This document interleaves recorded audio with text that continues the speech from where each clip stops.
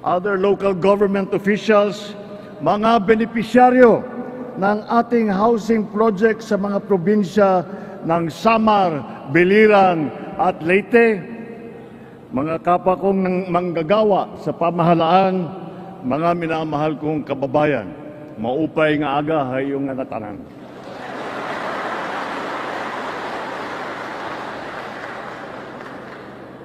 Lumampas na ang isang dekada na nakalipas mula nung masaksihan ng buong mundo ang tibay at pagkakaisang ipinamalas ng sambayanang Pilipino. Itinuturing na isa sa pinakamalakas na bagyo na tumama sa buong mundo. Ang Yolanda ay nag-iwan ng pinsala sa infrastruktura at kabuhayan at kumitil ng libu-libong buhay. Sa kabila ng mga pagsusubok natin ng kalikasan, ipinakita natin ang angkin ng lakas na loob, pananampalataya at dedikasyon na malagpasan ang bawat hamon. Kaagapay ng sambayanang Pilipino, patuloy ang pamahalaan sa pagsisikap na gawing mas handa at mas ligtas, hindi lamang dito sa Region 8 kung hindi sa buong Pilipinas. Sa pangunguna ng National Housing Authority, Department of Human Settlements and Urban Development at kasama ang inyong lokal na pamahalaan, ating binigyan ng diin na ipagkaloob ng angkop na kabahayan ang ating mga kababayan. Nagpatayo tayo ng mga bahay na matibay at kayang siguruhing ligtas ang inyong pamilya sa gitna ng mga hamon ng kalikasan. Yan ay dahil sa disaster resilient housing design na masusing isinagawa ng National Housing Authority. Ibig pong sabihin ito, ang ating mga pabahay ay kaya ng labanan ang malakas na hangin at lindol. Ngayon, inihahandog namin ang mahigit 3,500 bahay, bahagi ng mga proyektong matatapos na sa Leyte, sa Samar at sa Biliran. Mula rito, mahigit 1,900 bahay ang naipamahagi na sa ating mga benepisyaryo. Dito sa Leyte, maaari na kayong manirahan sa mga pabahay sa Cool Spring Residence, sa Riverside Community Residence, sa Mount Eagleville Subdivision, sa Coconut Grove Village, Dagami Townville, at ang Pastranaville. Bukas na rin ang Marabotville Sites 1 and 2 sa Samar. Habang sa Biliran naman, ang Kulaba Housing Project ay handa nang tumanggap ng daan-daan nating mga kababayan. Para po sa mga benepisyaryo ng Yolanda Permanent Housing Program, hindi ninyo po kailangan magbayad na ng amortisasyon. Libre na po ang inyong bahay at lote. Hindi na po kayo sisingilin ng NHA dahil bigay na po ito sa inyo ng inyong pamahalaan. Sa katunayan, nagkaroon po tayo ng pagkakataong makausap ang isa sa ating mga benepisyaryo na naninirahan sa Riverside Community Residence. Naibahagi ni Ginang Divina Galamos na tuwing darating ang bagyo, nag-aalala sila dahil ang tinitirhan nila noon ay malapit sa ilog. Ngayon, mas ligtas at kampante na sila sa bago nilang bahay. Sabi naman po ni Ginang Angeles Alba, isang benepisyaryo na naninirahan sa Cool Spring Residences, kung noon, ayan na, ito sa sinasabi niya, noon ay nangangamba daw sa kanilang pamilya sa biglaang pagguho ng lupa, dala po ng malakas na pag-ulan. Ngayon, panatag na ang kanilang loob sa bago at maayos na matibay na tirahan. Ang hiling po namin sa mga benepisyaryo ay mapalagaan naman ninyo ang mga pabahay na ito. Sa DHSUD, DSUD at sa NHA, inaasahan ko na palalawigin pa ninyo ang pagtuklas at paggamit ng mga disenyo ng pabahay na mas matibay pa, mas angkop sa pagbabago ng klima at hamon ng panahon.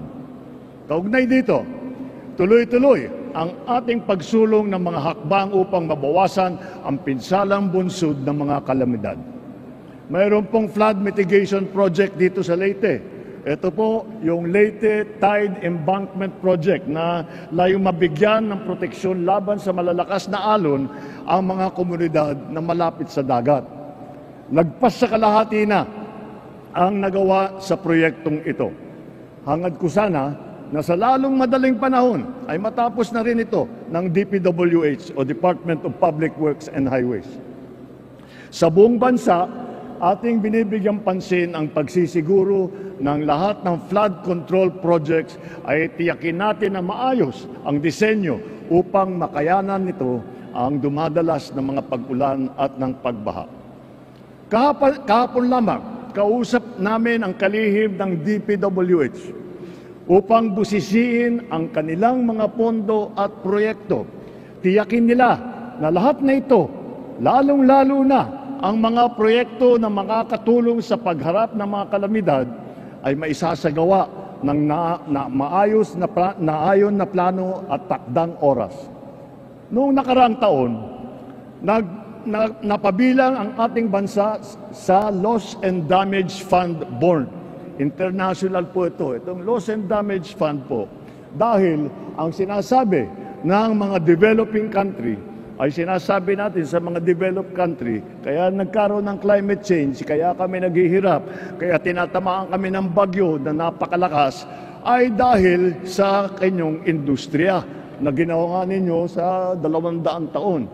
Kaya ang Loss and Damage Fund ay pumayag naman ang mga mayayaman na bansa at sinabi nila, tanggap naman nila na dapat nilang bigyan ng tulong ang mga tinatamaan ng kalamidad dahil sa kanilang industriya.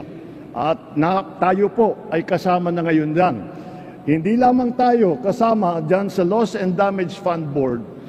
Ang Loss and Damage Fund Board ay dinala natin at dito na sila sa Pilipinas upang marinig nila ang boses ng mga Pilipino. Ito po ay isang mahalagang pagkakataon upang marinig ang ating tinig at matugunan ang ating pinansyal na pangangailangan para sa makabuluhang proyekto at programa. Kasabay ang ating pagkikiisa, pinaiigting ng Disaster Risk Reduction and Manage o DRRM workers na malawakang paghahanda mula sa pagpapalaganap ng impormasyon, pagtugon sa mga hinain ng ating mga pamayanan hanggang sa pagtitiyak na mas maayos na koordinasyon sa ating mga iba't ibang ahensya. Bilang pangunahing hakbang, nagtatayo tayo ng mga infrastruktura na magsisilbing proteksyon at sentro ng ating mga operasyon. Isa rito ang pagtatatag ng Evacuation Center at Disaster Response Command Center na tatayong sentro ng ating paghahatid tulong. Sa bagong Pilipinas, hangad namin na makita kayong matagumpay, hindi lamang para sa inyong sarili, kundi para rin sa kinabukasan ng mga susunod na ating henerasyon. Sama-sama